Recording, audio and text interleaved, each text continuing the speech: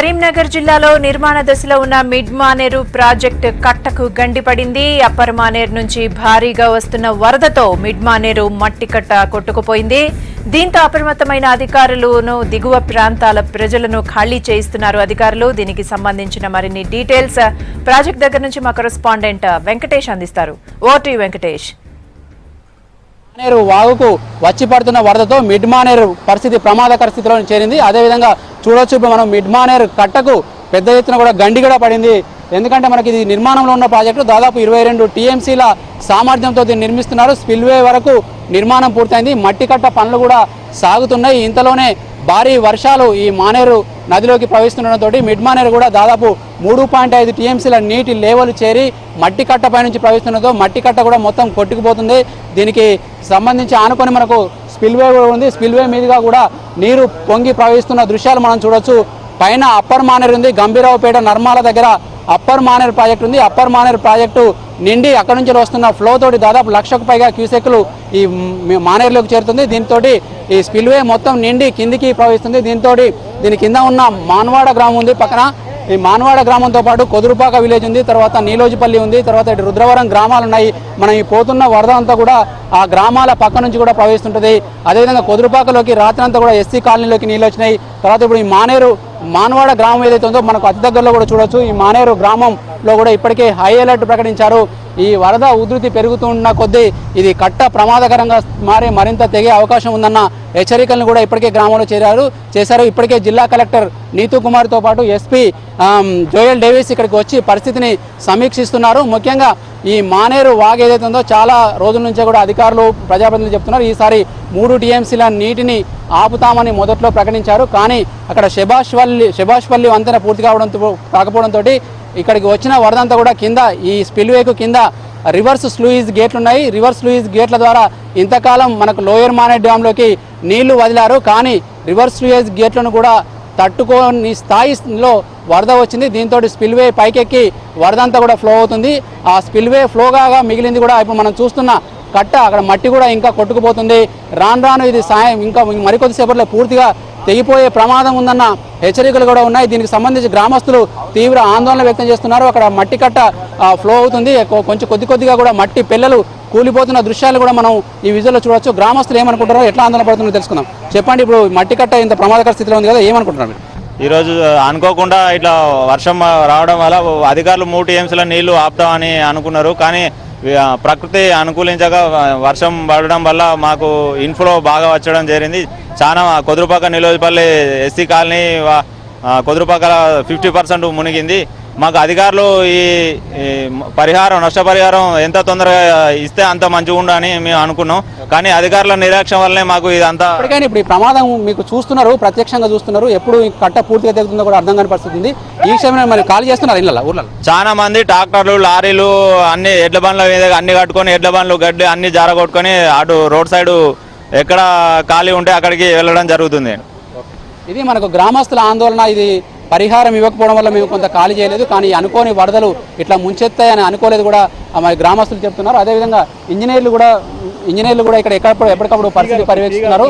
ముఖ్యంగా మనకి ఇక్కడ చూడొచ్చు, అక్కడ పొక్లైన్లతోటి లారీలతోటి కూడా కట్ట మరమ్మతుల పనులు ఓవైపు చేస్తున్నప్పటికీ కూడా మరోవైపు ఈ వేగాన్ని నియంత్రించడము సాధ్యం కాని పరిస్థితుల్లో ఇది పూర్తిగా వదిలేశారు. మట్టి కట్ట మొత్తం కొట్టుకుపోతున్న దృశ్యాలు కూడా మనం ఇక్కడ ప్రత్యక్షంగా చూస్తున్నాము. ఈ పరిస్థితి ఇలా ఉంటుందని అధికారులు ఊహించలేదు, ఎవరు ఊహించలేదు. ఎందుకంటే రాష్ట్ర వ్యాప్తంగా కురుస్తున్న భారీ వర్షాలతోటి ఈ పరిస్థితి ఎదురైందని చెప్పవచ్చు. ఎందుకంటే మిడ్ మానేరు ప్రాజెక్టు దాదాపు 8 ఏళ్ల క్రితమే ప్రారంభమైనప్పటికీ తెలంగాణ ప్రభుత్వం వచ్చిన తర్వాత ఇది చాలా స్పీడప్ చేసింది. 100ల కొద్ది టిప్పర్స్, తర్వాత కూలీలను పెట్టి కట్ట వేగంగా పనులు పూర్తి చేశారు. దాదాపు 3 టీఎంసీలు ఆపితే కనుక 2-3 ఏళ్లలో కరువు కూడా తరిమేస్తామన్న అధికారుల అంచనాలను తలకిందులు చేస్తూ ఈ కట్ట తెగిపోవడం చాలా దురదృష్టకరమని చెప్పవచ్చు. కానీ ఈ ప్రమాదాన్ని ఇప్పుడు ఎదుర్కోవడానికి కూడా అధికారులు అప్రమత్తం చేస్తారు. ఎక్కడికక్కడ గ్రామస్తులను సురక్షిత ప్రాంతాలకు తరలిస్తున్నారు. ఇది సాయంత్రంలోగా కనుక ఇది కట్ట పూర్తిగా తెగితే ఇంకా మరిన్ని హెచ్చరికలు జారీ చేసి ఇక్కడ మరింత బలగాలను కూడా దింపే అవకాశం ఉంది. ఇది మిడ్ మానేరు కట్ట దగ్గర గండిపడిన దృశ్యాలకు సంబంధించిన తాజా పరిస్థితి. కెమెరామెన్ శ్రీకాంత్తో వెంకటేష్, V6 న్యూస్, కరీంనగర్.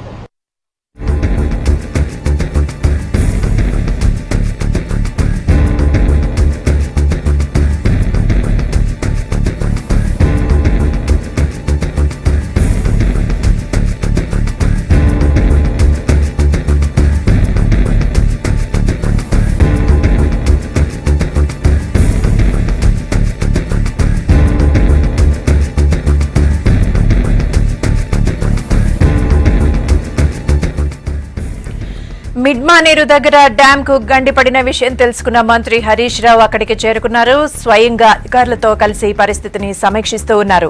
ఇక వరద ప్రభావం ఎక్కువగా ఉండే వేములవాడ, రుద్రంగి మండలాల్లోని గ్రామాల ప్రజలను అప్రమత్తం చేశారు అధికారులు. లోతట్టు ప్రాంతాల్లో ఉన్న ప్రజలను సురక్షిత ప్రదేశాలకు తరలిస్తున్నారు.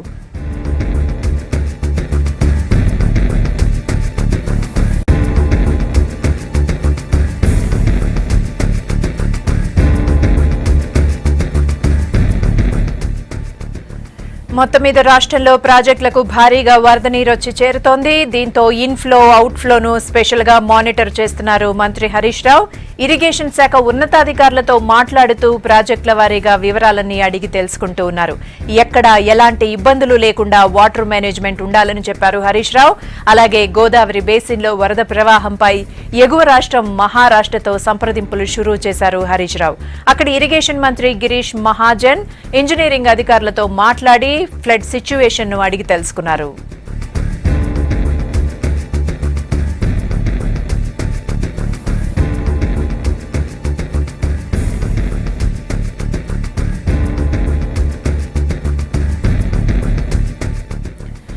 ఎస్ఆర్ఎస్పీకి 4 లక్షల క్యూసెక్కుల వరద ప్రవాహం వస్తూ ఉండటంతో 5 టీఎంసీలు ఫ్రీ బోర్డుగా వదిలేసి వచ్చిన నీటిని వచ్చినట్లే కిందకు వదులుతూ ఉన్నారు.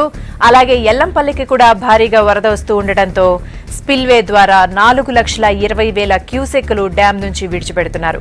బ్యాక్ వాటర్ తో ఎలాంటి ఇబ్బందులు లేకుండా ధర్మపురి లాంటి పట్టణ ప్రజలకు అసౌకర్యం కలగకుండా చూడాలని అధికారులను ఆదేశించారు మంత్రి.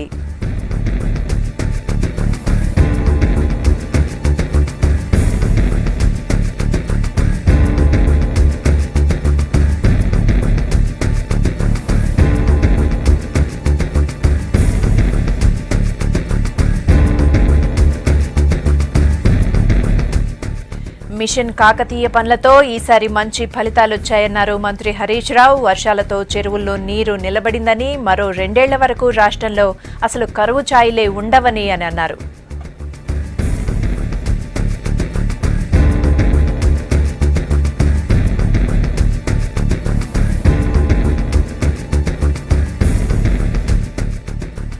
అలాగే చెరువులకు గండ్లు కూడా పడకుండా ముందు జాగ్రత్త చర్యలు తీసుకున్నామని, కొన్ని చోట్ల గండ్లు పడినా వెంటనే వాటిని పూర్తి చేసేలా కార్యాచరణను కూడా రూపొందించామని చెప్పారు హరీష్ రావు. ఇందుకోసం జిల్లా కేంద్రాల్లో కాల్ సెంటర్లు ఏర్పాటు చేసి ప్రజల నుంచి వచ్చే సలహాలు, సూచనలు కూడా స్వీకరిస్తున్నామన్నారు. అటు పులిచింతలకు కూడా భారీగా వరద వస్తోందని, లోతట్టు ప్రాంతాల ప్రజలను రిలీఫ్ సెంటర్స్ కు తరలించామని చెప్పారు.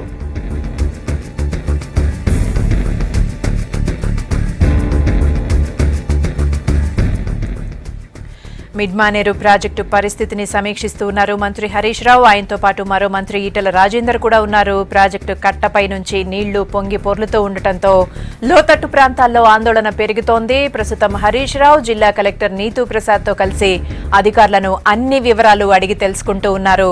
హరీష్ రావు, ఇందుకు సంబంధించి మరింత ఇన్ఫర్మేషన్ అక్కడే ఉన్న వెంకటేష్ అడిగి తెలుసుకుందాం. వెంకటేష్, ప్రెసెంట్ సిచ్యువేషన్ ఎలా ఉంది? మిడ్మానేరు దగ్గర పరిస్థితి ఏంటి? Sunanda, good afternoon. కొద్దిసేపటి క్రితం హరీష్ రావును మంత్రులు ఇద్దరు కూడా, ఈటెల రాజేందర్, హరీష్ రావు ఇద్దరు కూడా ఈ మిడ్మానేర్ ప్రాజెక్టుకి ఎక్కడైతే ఇప్పుడు మట్టి కట్ట కొట్టుకుపోతున్న దృశ్యాలు మనం ఇప్పటివరకు చూసామో ఆ కట్ట పరిస్థితిని పరిశీలించేందుకు ఇక్కడికి వచ్చారు. ముఖ్యంగా మిడ్మానేరుకు పైన అప్పర్ మానేరు నుంచి వస్తున్న వరద నీటిని దృష్టిలో ఉంచుకొని ఇక్కడ ఎట్లాంటి జాగ్రత్త తీసుకుంటున్నారనేది కూడా అధికారులను తెలుసుకున్నారు. ఈ మట్టి ఉంటుందా, సాయంత్రం వరకు పోతుందా అనే విషయాన్ని కూడా ఎస్ఆర్ఎస్పీ అధికారులను అడిగి తెలుసుకుంటున్నారు హరీష్ రావు.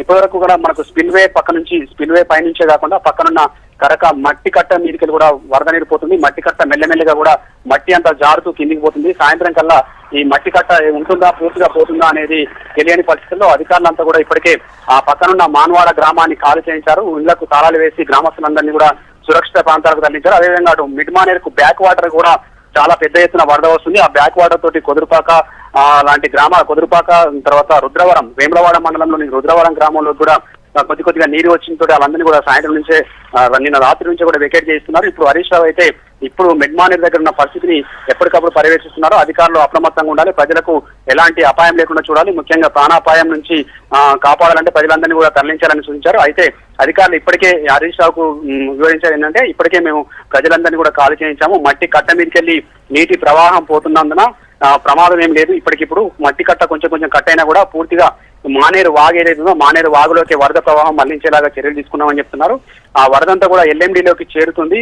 ఇది ఒక మానవాడ గ్రామానికి మాత్రమే ఎఫెక్ట్ అయ్యే అవకాశం ఉన్నతోటి మానవాడ గ్రామంలో ఉన్న ప్రజలందరినీ ఖాళీ చేయించామని చెప్పి అధికారులు హరీష్ రావుకు మంత్రి ఈటెల రాజేందర్కు వివరించారు. దీన్ని పొద్దు నుంచి కూడా జిల్లా కలెక్టర్ నీతూ కుమారి, ఎస్పీ జోయల్ డేవిస్, మిగతా పోలీస్ సిబ్బంది కూడా ఆ గ్రామంలో ఎప్పటికప్పుడు అలర్ట్ చేస్తూ అటువైపు కట్టవైపు ప్రజల్ని రాకుండా కూడా అప్రమత్తం చేస్తున్నారు సునంద. ఇప్పుడైతే హరీష్ రావు వాళ్ళందరికీ కూడా తగు జాగ్రత్తలు చెప్పారు. ఎట్లాంటి పరిస్థితిని ఎదుర్కోవడానికి సిద్ధంగా ఉండాలి, ముఖ్యంగా అధికారులు ఎప్పటికప్పుడు అప్రమత్తంగా ఉండాలి, ప్రజల్లో భయాందోళన నెలకొనకుండా చూడాలనేది కూడా హరీష్ రావు చెప్తున్నారు సునంద. అయితే లోతట్టు ప్రాంత ప్రజల్ని మాత్రం అప్రమత్తం చేసి వేరే సురక్షిత ప్రాంతాలకు తరలిస్తున్నారు కదా, మరి పంట నష్టం చాలా జరిగే పరిస్థితి అక్కడ కనిపిస్తోంది.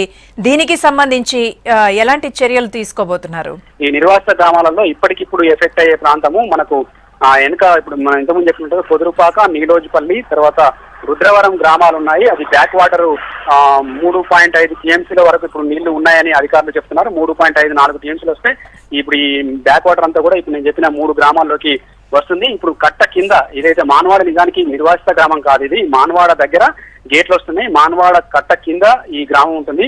నిజానికైతే వీళ్ళని వెకేట్ చేయాల్సిన అవసరం, ఎందుకంటే మనం కరీంనగర్ లో కూడా చూస్తున్నాం, లోయర్ మానే డ్యామ్ కింద కరీంనగర్ టౌనే ఉంటుంది పెద్దది. అట్లా ఈ మానవాడ కూడా కట్ట కింద భాగంలో ఉంటుంది. కానీ అనుకోని పరిస్థితులలో ఇప్పుడు పెద్ద ఎత్తున వరద వస్తుంది. అప్పర్ మానేరు ఏదైతే ఉందో నర్మాల దగ్గర ఉన్న అప్పర్ మానేరు నిండి అక్కడి నుంచి ఓవర్ఫ్లో అవుతున్న నీరంతా కూడా దాదాపు 1,00,000 క్యూసెక్ల ప్రవాహం ఈ మిడ్ మానేరులోకి ఫ్లో అవుతుంది. ఆ మిడ్ మానేరు ఫ్లో అవడం వల్ల ఈ కొత్తగా వేసిన కట్ట, ఇది మట్టి కట్ట ఇంకా గట్టిపడలేదు. ఆ గట్టిపడను కట్టలోకి ఈ ప్రవాహం ఏదైతే ఉందో దాన్ని మెల్లమెల్లగా కోసుకుంటూ ప్రవహిస్తుంది. ఒకవైపు నిన్నటి వరకు భారీ వర్షం కారణం కూడా పైనుంచి పడి కట్టను కోసేసింది, కింది నుంచి వరద వస్తున్న ప్రవాహం ఉంది. ఈ రెండు కలిపి కట్టను మెల్లమెల్లగా కట్ చేస్తున్న పరిస్థితి ఉంది. ఇప్పుడు లోతట్టు ప్రాంతాల ప్రజలైతే మానవాడ ఒకటి ఇమీడియట్ ఎఫెక్ట్ అయ్యే గ్రామం కాబట్టి వాళ్ళందరినీ కాల్ చేశారు. ఫ్లో అంతా కూడా ఇప్పుడు వాగు నుంచి లోయర్ మానే డ్యామ్ లోకి తెలుస్తుంది. ఇప్పటికిప్పుడైతే ప్రమాదం లేదన్నది అధికారులు చెప్తున్నారు Sunanda. Right, thank you Venkatesh.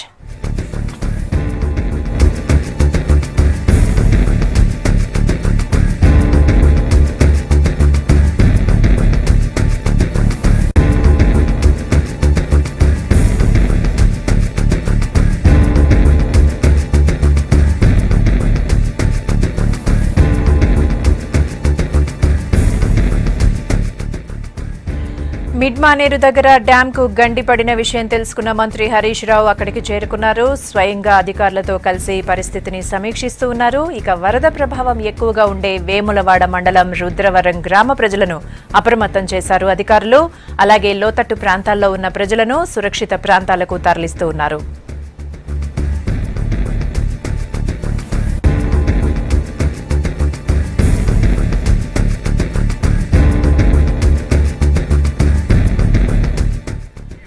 Mid Maneru దగ్గరే కాదు, రాష్ట్రంలో ఉన్న ప్రాజెక్టులకు భారీగా వరద నీరు వచ్చి చేరుతోంది. దీంతో ఇన్ఫ్లో అవుట్ఫ్లోను స్పెషల్ గా మానిటర్ చేస్తున్నారు మంత్రి హరీష్ రావు. ఇరిగేషన్ శాఖ ఉన్నతాధికారులతో మాట్లాడుతూ ప్రాజెక్టుల వారీగా వివరాలన్నీ అడిగి తెలుసుకుంటూ ఉన్నారు. ఎక్కడా ఎలాంటి ఇబ్బందులు లేకుండా వాటర్ మేనేజ్మెంట్ ఉండాలని చెప్పారు మంత్రి. ఇక గోదావరి బేసిన్లో వరద ప్రవాహంపై ఎగువ రాష్ట్రం మహారాష్ట్రతో సంప్రదింపులు షురూ చేశారు హరీష్ రావు. అక్కడి ఇరిగేషన్ మంత్రి గిరీష్ మహాజన్ ఇంజనీరింగ్ అధికారులతో మాట్లాడి ఫ్లడ్ సిచ్యువేషన్ అడిగి తెలుసుకుంటున్నారు.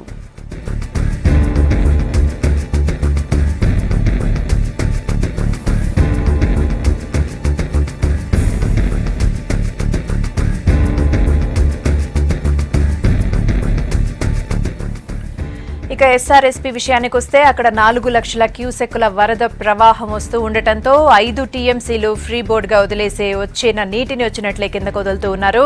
అలాగే ఎల్లంపల్లికి కూడా భారీగా వరదొస్తూ ఉండటంతో స్పిల్వే ద్వారా 4,20,000 క్యూసెక్కులు డ్యాం నుంచి విడిచిపెడుతూ ఉన్నారు. బ్యాక్ వాటర్తో ఎలాంటి ఇబ్బందులు లేకుండా ధర్మపురి లాంటి పట్టణ ప్రజలకు అసౌకర్యం కలగకుండా చూడాలని అధికారులను ఆదేశించారు మంత్రి.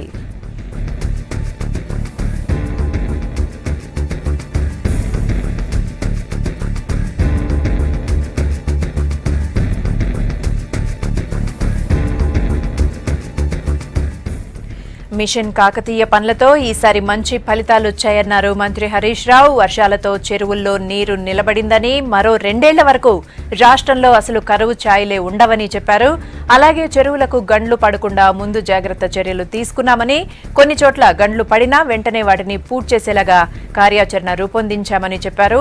ఇందుకోసం జిల్లా కేంద్రాల్లో కాల్ సెంటర్లు ఏర్పాటు చేసి ప్రజల నుంచి వచ్చే సలహాలు, సూచనలు తీసుకుంటున్నామన్నారు. అటు పులిచింతలకు కూడా భారీగా వరద వస్తోందని, లోతట్టు ప్రాంతాల ప్రజలను రిలీఫ్ సెంటర్స్ కు తరలిస్తున్నామని చెప్పారు.